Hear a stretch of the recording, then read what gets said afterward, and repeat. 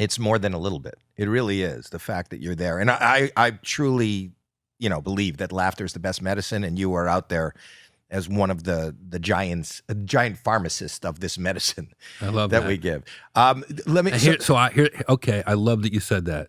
Here's what I've been telling myself, and now I see it with the crowds, because I see you out there working on your stuff.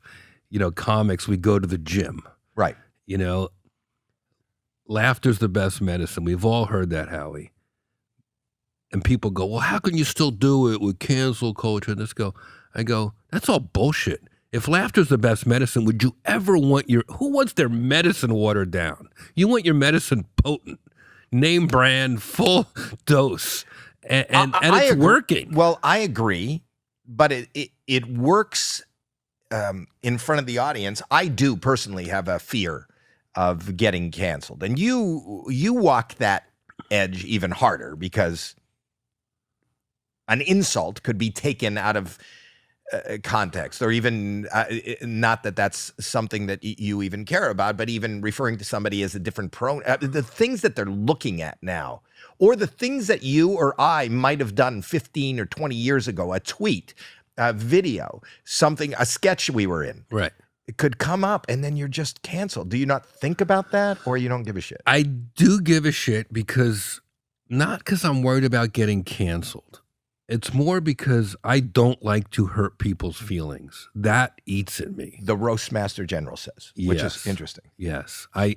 When I hurt someone's feelings, in a rare occasion that it gets back to me, it eats at me, and that's what keeps me up, because I really do try to find the line. But even as a single guy, dating, you can't ask anyone out. That's over. What do you mean? Women have to make the first move. They have to.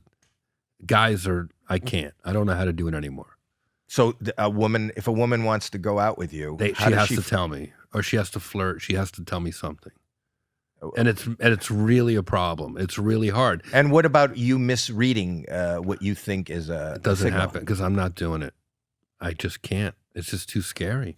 I can still have my swagger. I can still be charming. I can still try to be funny and try to get someone to like me, just like I always did since I'm like 13. But as far as crossing the line to that first kiss, or like, can I get your number? I do think it's a woman's world now. And by the way, Bumble is the most popular dating site. I'm not on it, but women tell me that's how they like to meet guys. On Bumble, women have to choose. It's not a democracy. It's women's. But I'm not talking about a date. It's just like, without mentioning names, there are people that have gotten close to being canceled from what I would consider a bad date. Right. Or a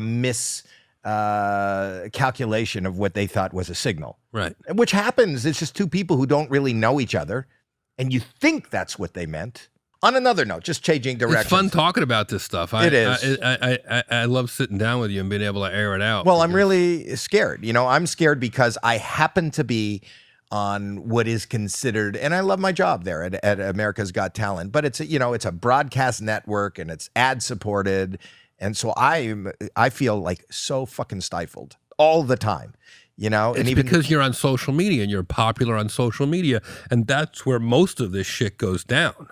As you know, if you're at a comedy club or, one of our pop-ups outside, right, nobody gives a fuck what you say. You could say Queen Elizabeth is the biggest cunt in England, and everyone will laugh. If you say that on social media, you're going to get fired. It's not a good room. It's just not a good room. Social media. So I stopped putting comedy on my Twitter. I just stopped. I was like, this isn't a good crowd. But you were doing comedy. You were doing roasts on Instagram. Live. That's a good crowd. That's fans reaching out, going, please roast me. It's my birthday. I am in the hospital. I just had surgery. Please roast me. It's our anniversary. Let me have it. So that's a good crowd. But for some reason, Twitter, not a good crowd.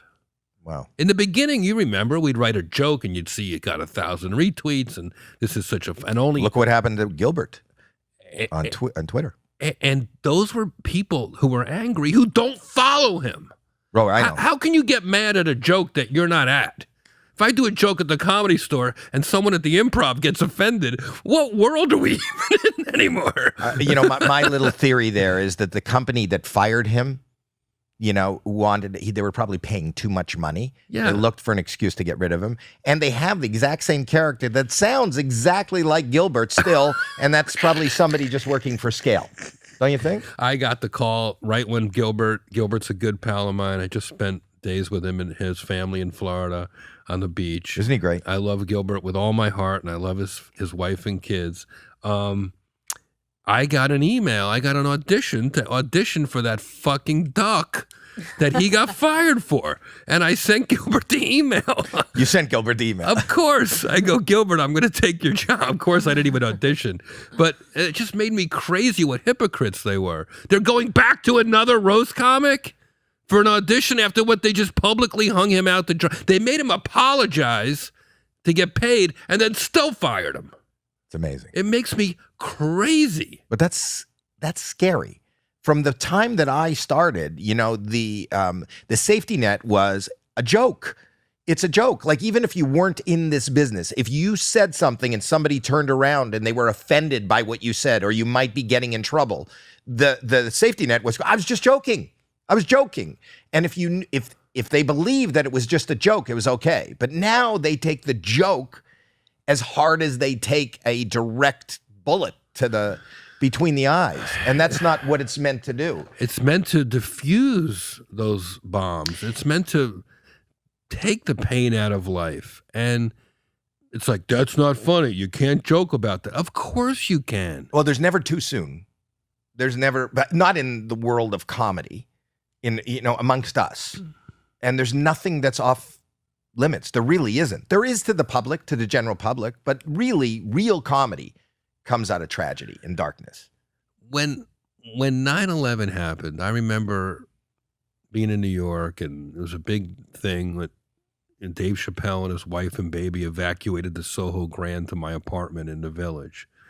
And we were very distraught.